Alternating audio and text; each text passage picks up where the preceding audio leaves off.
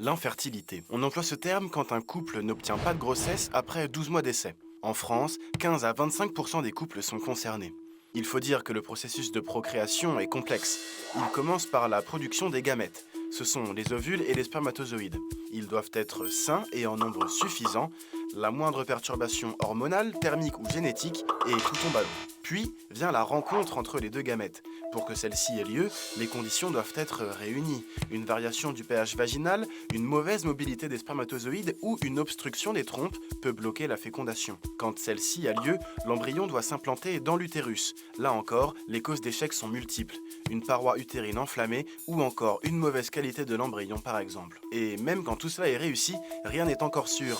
Risque de fausse couche ou anomalie chromosomique, autant de problèmes qui peuvent mettre fin à la grossesse. Un couple sans problème d'infertilité met en moyenne 6 mois à obtenir une grossesse et comme on vient de le voir, le moindre problème peut dérégler ce processus complexe.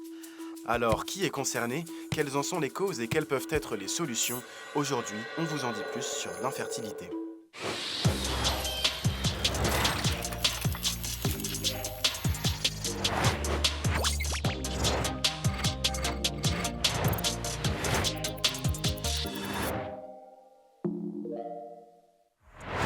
Un couple sur 8 consulte pour des difficultés à concevoir un enfant selon l'INSERM en France. Après 2 ans de tentatives de PMA, 10% des couples restent infertiles. Et il ne s'agit pas seulement d'un enjeu intime, c'est une réalité médicale, humaine, émotionnelle et surtout un parcours où l'espoir a toute sa place. Nous allons essayer dans cette émission de mieux comprendre ce qu'est réellement la stérilité, l'infertilité, l'hypofertilité également, ce qui distingue ces différents termes, quelles sont les causes et surtout quelles solutions existent aujourd'hui pour accompagner les personnes qui souhaitent devenir parents. Pour en parler, j'ai la chance d'accueillir 2 invités sur notre plateau. Laurence Lévy-Dutel, vous êtes gynécologue endocrinologue. Bonjour. Merci d'être avec nous surtout. Avec vous, on tentera de décrypter les causes, les avancées médicales et aussi surtout les perspectives d'espoir dans ce domaine. En face de vous, François Touchard, vous êtes un papa qui a eu un long parcours de PMA et vous en avez fait un spectacle. Absolument. Libérer la parole notamment. Beaucoup d'humour et de sincérité. J'ai essayé en tout cas. Voilà, et ben on en verra un extrait Merci. tout à l'heure. Merci d'être avec nous tous les deux. Et puis évidemment, à mes côtés, vous la connaissez bien maintenant, Cécile Desèze, journaliste. 20 minutes, ça va Cécile? Ça va et toi-même? Eh ben ça va très très bien. Infertilité, stérilité, sommes-nous tous concernés? On vous en dit plus dès maintenant. Et vous le savez, on commence toujours cette émission avec ce que vous pensez de ce sujet, c'est l'opinion publique.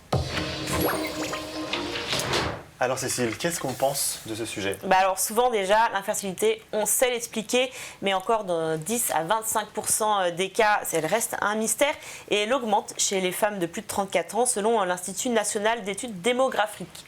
Les Français ont des avis très personnels et différents sur la question. On écoute leur réponse au micro d'Hugo Valentin.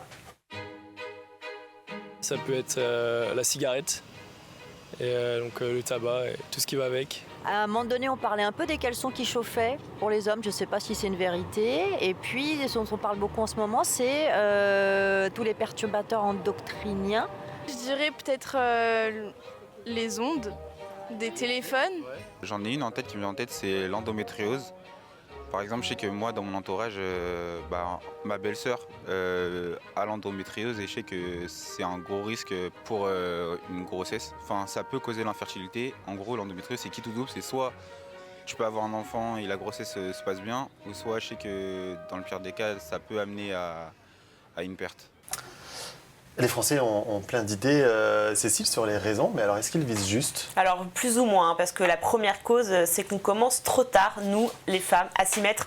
C'est une étude très sérieuse du ministère de la Santé qui le dit. Des facteurs sociaux donc, mais ce ne sont pas les seuls. Non, en effet, il y a des causes médicales et notre experte ici, Laurence Lévy-Dutel, nous en parlera probablement beaucoup mieux que moi. Ce qui ressort en revanche des réseaux sociaux, c'est qu'il y a un vrai manque d'informations en fait, disponibles ou faciles d'accès en tout tout cas. Sur Internet, les femmes se demandent beaucoup à comprendre les causes, les risques et les solutions. Et elles semblent assez démunies. Elles se posent beaucoup de questions. Il existe des solutions pour avoir des réponses facilement?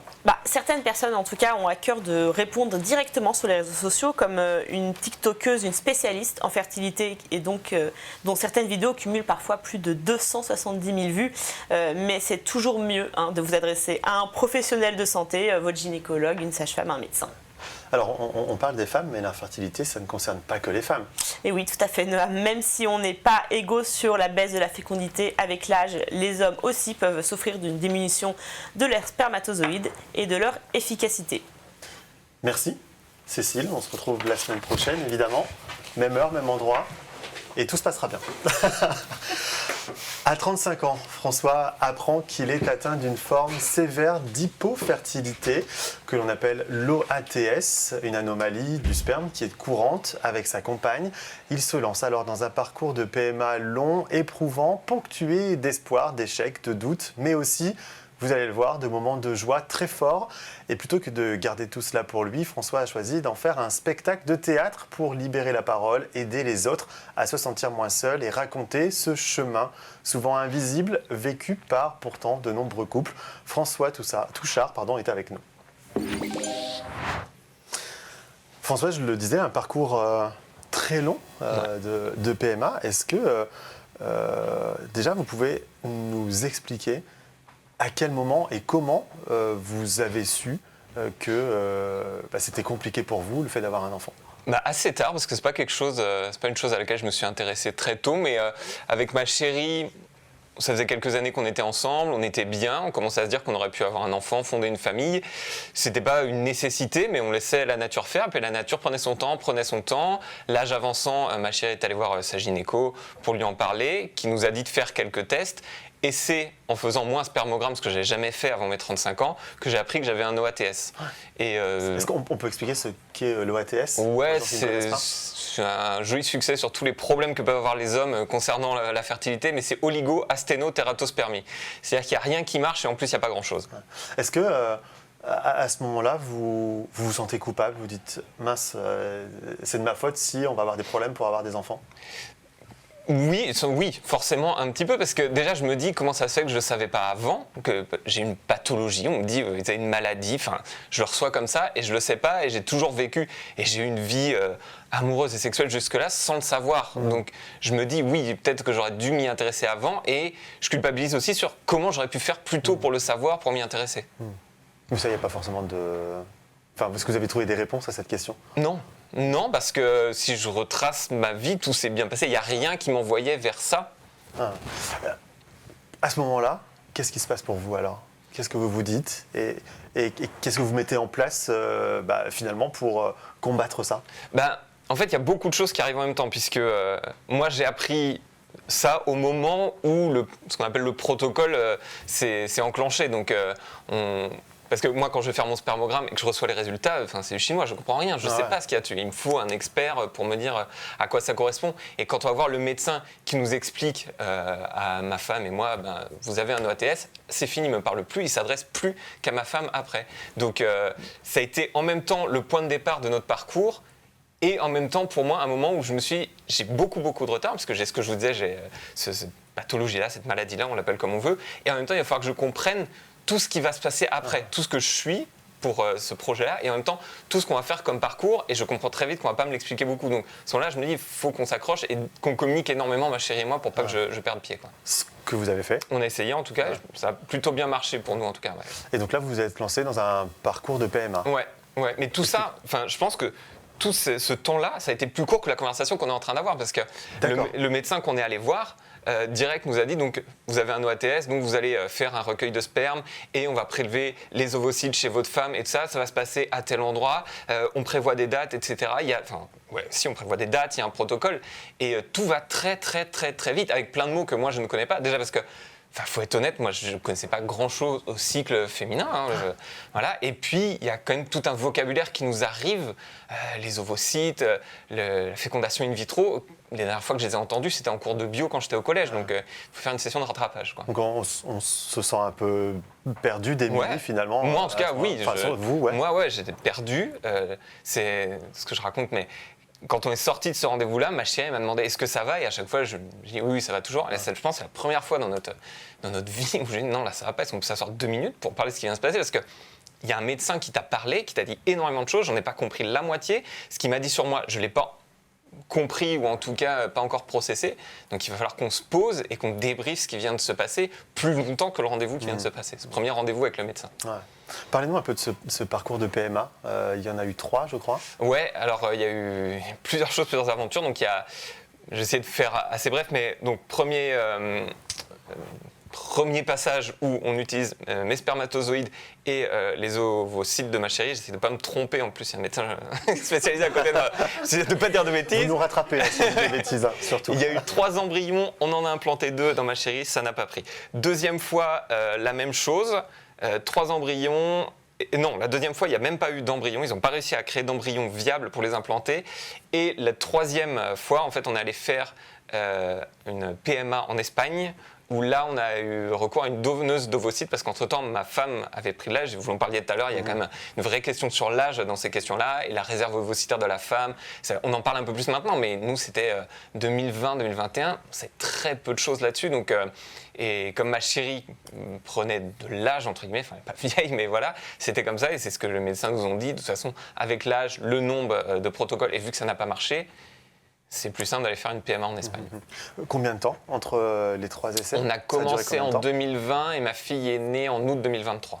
D'accord, donc il y a quand même 3 longues années. Voilà, et 3-4 ans en tout. Entre vraiment le premier rendez-vous chez le médecin et la naissance de ma fille. Comment vous faites pour garder l'énergie au fur et à mesure? Parce qu'une première tentative, une deuxième... j'imagine qu'on se fatigue à un moment, et pourtant, vous continuez. Honnêtement, je ne suis pas sûr qu'on les gardait tout le temps. Il y a des moments qui sont très positifs. Typiquement, quand on a su la première fois qu'il y avait des embryons et qu'on les implantait, c'est une immense joie à ce moment-là, puisque ma femme est enceinte. On implante un embryon dans son ventre, donc factuellement, c'est une femme enceinte, même si par la suite, ça ne va pas tenir, ça ne va pas marcher, mais voilà. Donc on essaye déjà de communiquer beaucoup, de parler, de dire ce qui se passe, d'avancer, de prendre un pas à la fois, que ce soit les bonnes nouvelles comme les mauvaises nouvelles, c'est juste des tremplins à chaque fois, il n'y a rien qu'une barrière définitive. Enfin, en l'occurrence, nous, on l'a vécu comme ça. Et puis essayer à chaque fois, très très vite, de se dire comment on fait pour que ce soit mieux la prochaine fois, pour nous donner toutes les chances. Sachant que dès le départ, on avait l'impression de s'être donné toutes les chances, mais est-ce qu'il y a quelque chose qu'on peut faire en plus? Et mine de rien, chaque échec apporte du savoir aussi et de la connaissance sur son propre cas, donc c'est ce qu'on a essayé de faire. Alors vous parlez de communiquer, vous dites que c'est important. Alors justement, vous n'avez pas voulu garder ça pour vous, vous en avez un spectacle, c'est ce que je disais en introduction. Ce que je vous propose, c'est qu'on regarde un extrait et qu'on continue d'en parler juste après. Okay. Donc le gars m'explique ce qui va se passer, même si j'avais quand même quelques doutes. Il m'explique, vous allez donc faire votre prélèvement dans cette éprouvette graduée que vous mettez dans ce coffre qui va au laboratoire. Très bien. Néanmoins, une question, c'est ça que vous appelez l'éprouvette graduée? Ok. Moi, j'appelle ça un magnum de champagne. Sans déconner, vous aviez plus le modèle standard, vous avez pris la version qui réserve à l'insémination des éléphants aux os de la flèche. Sans déconner, le truc est comme ça. Donc le mec s'en va. Oui, parce que moi, je fais ça solo. J'ai choisi l'autonomie dans cette démarche. Le gars s'en va et en partant, il m'explique le principe de la porte. Là, j'ai déjà des notions. On est en terrain conquis. Non, mais là, il y a une petite subtilité, c'est qu'en fait, quand tu fermes la porte à clé, au labo, ils ont une lumière qui passe au rouge. Et quand tu déverrouilles la porte, la lumière passe au vert. Comme ça, eux savent que c'est le moment où ils peuvent récupérer ton offrande. Pourquoi c'était important pour vous d'en parler? Parce qu'en parler, c'est une chose, mais en faire un spectacle, c'en est une autre. Pourquoi c'était important pour vous? Pour le coup, la chronologie est vraiment celle-là. C'est d'abord, moi, en parler et par écrit, parce que déjà, je ne me sentais pas vraiment légitime d'en parler enfin, d'en parler à ma chérie, si bien sûr, mais de lui dire, oh là là, j'ai fait mon spermogramme, c'était dur, alors que elle, enfin, c'est fou. On n'imagine pas. Et moi, dans le spectacle, je parle très peu de ce qu'a vécu ma chérie, parce que, comme je dis, c'est pas mon histoire. Moi, si j'avais eu à me faire des piqûres tous les jours, franchement, j'aurais dit, merci, je joue à la play.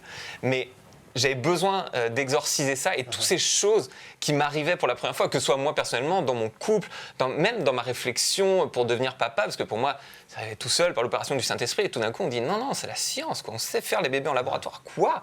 Mais voilà, donc j'ai besoin de ça. Et après, il y a aussi eu le moment où je me suis dit, comment on en parle de ce truc-là entre nous? Comment, typiquement, l'extrait qu'on vient de voir, c'est des bonnes anecdotes quand on boit des coups avec des potes, très bien. Mais je ne peux pas vivre que ça, j'ai besoin d'en parler sérieusement, j'ai besoin d'échanger là-dessus, j'ai besoin de voir ce qu'il y a autour, l'avant, l'après.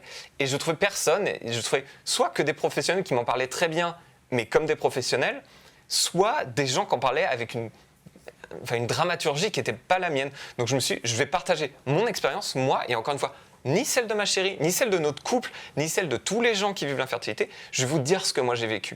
Et je le vois en spectacle. Il y a des trucs qui sont vraiment qu'à moi. Il y a des trucs qui appartiennent à certains couples qui sont venus, qui vivent la même chose et qui ne trouvent pas forcément le truc pour en parler, mais qui d'un coup se prennent la main parce que ouais, ça je l'ai vécu aussi. Et je me suis dit, ok, les premières fois où je l'ai joué, je me suis dit, ok, il se passe quelque chose, quoi.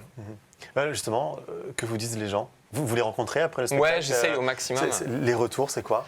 Les retours, c'est... déjà, c'est bravo parce que j'ai de la chance d'avoir eu ma fille, donc je termine le spectacle avec ça. Il y a beaucoup de gens qui, comme je dis pas au début du spectacle, qui vivent la fin comme une libération, voilà. Et j'ai des retours. Pardon. Mais c'est normal. Je me souviens, il y a beaucoup d'émotions. Ouais, dans une salle, une grande salle, 300 personnes. Le spectacle s'est très bien passé. Et à la fin du spectacle, je me mets sur le côté de la scène, je discute avec les gens, et il y a une dame qui arrive et qui me dit. Bravo, ouais, très gentille, vraiment très. Elle a bien vécu le spectacle, donc c'est cool. Et j'avais pas encore ma fille à ce moment-là, elle n'était pas née. Et donc. Allez-y, soufflez. Et elle m'a regardé dans les yeux, elle m'a dit bravo pour ce spectacle-là et surtout ne désespérez jamais. Tiens, viens, je vous présente ma fille. Et il y a sa fille de 13 ans qui était née par PMA, qui était venue voir le spectacle aussi.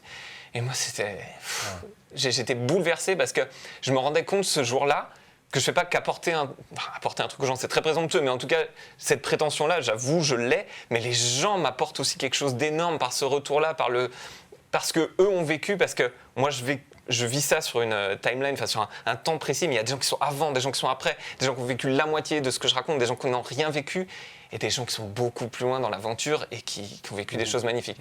Donc c'est assez bouleversant de se rendre compte de la temporalité des choses. Qu'est-ce que vous auriez envie de dire aux gens qui nous regardent, qui sont peut-être dans votre situation, enfin dans la situation dans laquelle vous avez été, qui ont des difficultés peut-être à avoir des enfants, qu'est-ce que vous avez envie de leur dire? Allez faire un spermogramme, franchement les hommes, allez-y, c'est pas très compliqué, vous allez le faire depuis que vous avez 14 ans, donc vraiment le principe est très basique, et vous allez avoir énormément d'informations, vous allez apprendre des choses sur vous, et si vous attendez qu'on vous dise de le faire, c'est pas qu'il est trop tard, mais vous pouvez prendre, franchement, dès que vous commencez, je pense, moi, avoir une vie sexuelle ou... allez-y, quoi. Juste pour savoir, pour avoir les chiffres et tout. Ça peut évoluer, donc voilà. Mais moi, j'étais obligé d'attendre que la gynéco de ma chérie me dise de le faire, quoi. Donc, il y a quand même un problème dans la... Enfin, voilà. Donc, allez-y. Et je dirais ce que je dis sur scène et ce que les gens me disent quand ils l'ont vécu, mais gardez espoir. La science fait énormément de progrès, même... Au jour le jour, tout le temps, il se passe toujours des nouvelles choses, donc ne perdez pas espoir, quoi, vraiment. Merci beaucoup, François, pour votre témoignage. Merci de l'invitation, avec plaisir. Évidemment. Vous avez sûrement entendu parler de la congélation des gamètes, une pratique qui est autorisée depuis la loi bioéthique de 2021. Mais concrètement, qu'est-ce que cela permet vraiment ? Ce sujet nous emmène dans un centre spécialisé pour suivre pas à pas le processus de congélation et comprendre comment cette technique peut aider à préserver la fertilité et réduire certains risques d'infertilité dans le futur. Reportage d'Hugo Valentin. Et là, vous avez un projet de grossesse, c'est ça ? Exactement. Tous les jours, le professeur Greenberg consulte en visioconférence des femmes qui souhaitent congeler leurs ovocytes. Je vous mets les ordonnances, moi, tout de suite sur Doctolib, et en fait, vous irez demander juste à Caroline, mon assistante, ça vous parle, Caroline de Shepherd ? Je suis en contact avec elle. Beaucoup de femmes consultent, mais pas toutes ne seront prises. En plus de l'âge, il y a quelques autres critères à respecter. Quand on voit une femme pour la première fois avec une demande de congélation d'ovocytes sans motif médical, on va lui demander un certain nombre de tests. C'est ce qu'on appelle des marqueurs de la réserve ovarienne, des marqueurs du stock. Si elle produit 1 ou 2 ovules, ça n'a peut-être pas d'intérêt de se lancer dans cette procédure, qui est une procédure médicale, donc avec des risques médicaux, pas négligeables, il faut l'avoir en tête. Les patientes retenues reçoivent une stimulation hormonale afin de faire grossir leurs follicules. Elles ont ensuite rendez-vous dans ce bloc pour effectuer le ou les prélèvements en fonction du nombre d'ovocytes recueillis. Allez, je vous fais l'anesthésie, je vais vous piquer, vous en mettre, ok ? Le professeur vient faire une échographie du fond du vagin de la patiente. Il accède ensuite à ses ovaires grâce à une aiguille pour y ponctionner les follicules. C'est à l'intérieur que se trouvent les ovocytes. Cela semble banal, mais l'opération peut présenter des risques. On met une aiguille dans le ventre, donc s'il y a une hémorragie interne, on peut être contraint d'ouvrir le ventre ou transfuser si vraiment il y a une grosse hémorragie. Si la femme fait une infection, un abcès de l'ovaire, une torsion de l'ovaire, des fois on peut être amené à enlever un ovaire. De temps en temps, pour rentrer dans l'ovaire, il faut passer à travers la vessie, donc il peut y avoir des saignements dans la vessie, où on peut être obligé d'hospitaliser la femme pour 1 ou 2 jours avec une sonde dans la vessie pour enlever des caillots. Bon, il y a des petits trucs, c'est pas anodin. Le liquide est recueilli dans ces éprouvettes avant d'être emmené au laboratoire, directement par cette fenêtre. Là, du coup, je vais déposer le liquide post-fonction dans une boîte de pétri et rechercher les éventuels ovocytes. Ça, il y en a un. Oui, c'est ça. Et là, je leur dis que j'en ai bien trouvé un. Après avoir trouvé les ovocytes, il faut les décoronariser, c'est-à-dire enlever le surplus qu'il y a autour en faisant des va-et-vient avec la seringue dans un mélange particulier. Vient ensuite l'étape du tri, où seuls les ovocytes matures seront gardés. Le stade de maturité, c'est justement ces petites boules qu'on a ici. C'est un ovocyte que nous allons on va congeler parce qu'il est mature. S'il n'était pas mature, il n'y aurait pas eu cette petite boule. Une fois le tri effectué, les ovocytes matures sont placés dans ces paillettes, 2 par 2. Ce sont leurs derniers instants avant d'être congelés. Ils seront stockés dans ces cuves. Tout ce qui est comme ça, là, ça, les petits triangles et le petit rond, on appelle ça des visos. D'accord. Et donc, ils sont remplis d'azote et on va mettre nos paillettes dedans. Les paillettes sont toujours dans l'azote. On les sort pratiquement jamais. Voilà, là je les mets dedans au fur et à mesure. Les ovocytes peuvent être stockés jusqu'à 10 ans. L'année dernière, 5127 personnes ont eu recours à la congélation ovocytaire sociale sur plus de 15 000 demandes.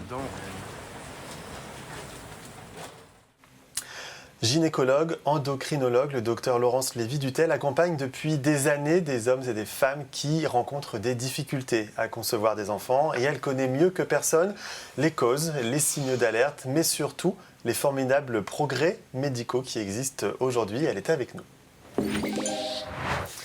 Docteur, la première question que j'ai envie de vous poser, parce qu'on utilise 3 termes depuis le début de cette émission, Alors, ouais. ou 2, stérilité et infertilité. Voilà. C'est quoi la différence? Est-ce qu'il y a une différence? Est-ce qu'on peut les expliquer? Alors, infertilité et stérilité, stérilité c'est le côté un peu définitif de la situation où aucune possibilité de concevoir. Infertilité, c'est assez, je trouve, assez flou parce qu'on peut se dire que c'est synonyme. Et sur la définition, normalement, c'est une difficulté à concevoir de manière transitoire. Et donc, moi, en consultation, je préfère utiliser le mot hypofertilité. Au moins, c'est clair, c'est-à-dire qu'en effet, il y a quelques difficultés, il y a de l'espoir, il y a des possibilités. Et donc, voilà, parce que infertilité et stérilité, bon, ça peut être synonyme ou ça peut porter confusion. On entend souvent que la stérilité explose en France. Aujourd'hui, on en est où et que dit la science par rapport à ça? Alors, c'est vrai qu'il y a, du fait des facteurs environnementaux, des situations qui font que la fertilité diminue, mais ça ne veut pas dire forcément stérilité, parce que, par exemple, on parle souvent des perturbateurs endocriniens ou des téléphones portables chez les jeunes, bien placés là, etc.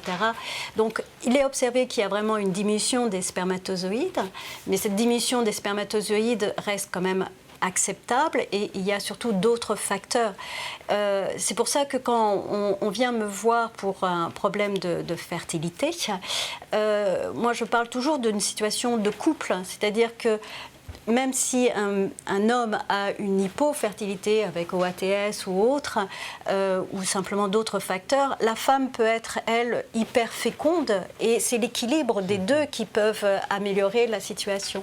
Donc, c'est, je pense, illusoire de prendre uniquement le côté masculin ou le côté féminin.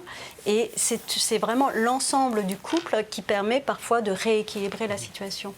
Vous dites qu'il y a d'autres facteurs, mais alors concrètement, comment on l'explique? Est-ce que c'est notre c'est le mode de vie, c'est le mode de vie, c'est l'alcool, le tabac, la sédentarité, ce qu'on mange, les aliments transformés, etc., les facteurs endocriniens. Donc tous ces paramètres-là surajoutés peuvent favoriser en effet cette hypofertilité. Tout à l'heure, François disait que il aurait dû consulter avant. Oui, mais ça c'est... Alors, comment on fait? À partir de quand on se dit tiens, il faut que je consulte? Ça c'est ambigu. Je trouve que c'est pas... Déjà, les hommes sont pas très demandeurs de faire un spermogramme. Lorsque je fais l'ordonnance, maintenant je demande tout de suite, lorsqu'on vient me parler de fertilité, je dis, ok, je vous commence cet examen, et puis venez surtout avec monsieur, parce que j'ai besoin aussi que monsieur fasse son spermogramme, que donner l'ordonnance de la femme de spermogramme pour que ce soit le vecteur, lui dire faut que monsieur fasse. Je trouve que c'est un rôle qui n'est pas évident. Donc lorsqu'il y a un problème, je demande monsieur, madame, vous venez, on en discute. Mais faire un spermogramme pour faire un spermogramme en sachant qu'il y a une évolution. Et si c'est normal, 2 ans plus tard ou 3 ans plus tard, on ne sait pas ce qu'il y en est. C'est vrai que s'il y a une hypofertilité, mais il y a d'autres facteurs qui on peut se poser des questions en cas de maladies chroniques comme le diabète ou des maladies inflammatoires, maladies de Crohn, etc. Ou lorsqu'on est né avec des testicules qui ne sont pas descendus, etc. Donc là, il y a des facteurs de risque. Et en effet, on peut se poser la question, est-ce que je fais mon spermogramme? Est-ce que je congèle du sperme parce que ça risque de se dégrader? Il y a des facteurs de risque et des situations médicales qui peuvent nous titiller l'esprit et dire ah oui, mais si on est sain entre guillemets, faire un spermogramme là c'est un peu de la loterie, c'est un peu difficile. Mais alors concrètement, est-ce qu'il y a des signaux d'alerte? Est-ce qu'à un moment je dois me dire là je dois consulter? Quand il y a un projet alors seul, c'est difficile. Quand il y a un projet de grossesse et que moi je demande aux femmes, souvent je parle, c'est en fonction de l'âge, etc. Je leur demande est-ce qu'il y a un projet ou des choses de ce genre. Ou lorsqu'elles viennent, elles me disent là je pense que je vais arrêter la pilule. Je leur dis pourquoi, parce que, etc.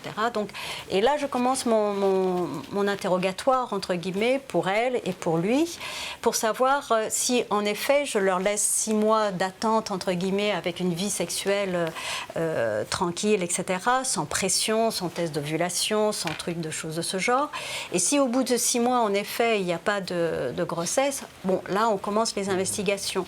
Si à l'interrogatoire je vois qu'il est porteur d'une maladie chronique ou présente des traumatismes, des chutes, qu'il y a eu un accident, etc., je lui dis tout de suite, peut-être il faudrait faire tel ou tel examen.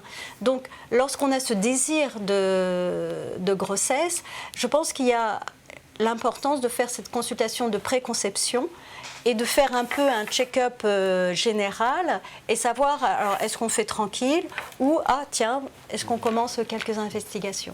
Et est-ce qu'il y a des bonnes pratiques pour préserver sa fertilité? C'est une hygiène de vie, voilà. On met un peu tout et n'importe quoi dans cette hygiène de vie. Oui, mais l'excès d'alcool, l'excès de tabac, l'excès d'absence d'activité physique et l'obésité, toutes ces choses-là, on ne va pas vers la bonne voie, quoi. La congélation ovocitaire, c'est aujourd'hui quelque chose qui est mieux connu. Oui. Parce qu'on en parle, on parle mieux. Etc. Pourquoi est-ce que ça fait partie de vos recommandations? Parce que l'horloge biologique de la femme est quand même assez court et puis irréversible. Donc c'est une question que j'évoque, ou c'est un sujet plutôt que j'évoque chez les patientes lorsqu'elles n'ont jamais eu d'enfants, qui sont autour de... Maintenant, parce que les délais d'attente sont assez longs, donc voilà, donc maintenant c'est 2 ans, voire plus, donc dès les 34-35 ans, voilà, je lance la question. Ça permet d'avoir dire ah tiens oui c'est vrai j'ai pas pensé à ça, et après les patientes reviennent en disant mais en fin de compte comment on doit faire pour pouvoir prendre rendez-vous etc. Ouais, j'attends pas le dernier moment, important. Non, ouais, parce qu'à 37 ans déjà c'est trop tard, on peut plus s'inscrire et vu les délais d'attente entre 1 et 2 ans, donc c'est sûr qu'il faut s'y préparer un peu avant. Parce que même si je m'inscris à 36 ans par exemple, c'est encore possible, mais comme il y a un délai d'un an ou deux, je peux avoir dépassé le délai. Voilà. Oui, d'accord. Ok, donc 33-34 ans, c'est le bon âge. Vous voyez quoi, faut avoir la réflexion, hein, c'est pas si évident que ça, hein, parce qu'il y a certaines femmes qui ont fait cette conservation d'ovocytes, et paradoxalement, il y a un vertige, il y a un mal-être, c'est pas si évident que ça, parce que c'est une philosophie de vie, c'est pas anodin, donc c'est pas si simple que ça quand même. C'est un parcours bien particulier que votre femme a vécu aussi, donc voilà, faut mûrir le sujet, c'est pas ah tiens si j'allais faire une conservation. Alors justement, même question qu'à François tout à l'heure, si vous aviez un message à faire passer, un conseil à donner, ce serait quoi? Alors déjà de dédramatiser les choses, et lorsque vous allez voir la gynécologue ou autre, et si vous avez ce projet qui mûrit et qui se met en place, d'avoir cette première consultation de préconception. Il y a des examens à faire et qui permet déjà de savoir ce qui en est. Donc voilà, de faire un premier screening sur notre couple, comment ça se passe, etc. Et surtout les premiers mois, d'éviter de médicaliser, d'éviter de programmer les rapports en disant « Ah là, c'est maintenant, tout de suite, etc. » Waouh, ça va être un peu difficile. Il faut le vivre. Voilà. Et après, aussi, au-delà des 6 mois, consulter et faire des examens un peu plus approfondis. Merci beaucoup. Je vous en prie. Sur notre plateau. Merci également à vous, François. C'est la fin de cette émission déjà, ça passe toujours très vite. Merci à vous de nous suivre chaque semaine. Vous pouvez retrouver l'intégralité de nos contenus sur notre site internet 20minutes.fr ainsi que sur les réseaux sociaux. N'hésitez pas à liker, commenter et partager. Et puis, pour ne rien rater de 20 minutes, vous pouvez vous inscrire à notre newsletter. La semaine prochaine, nous parlerons d'intelligence artificielle. Rendez-vous donc dans une semaine à la même heure. Et d'ici là, vos programmes continuent sur 20 minutes TV.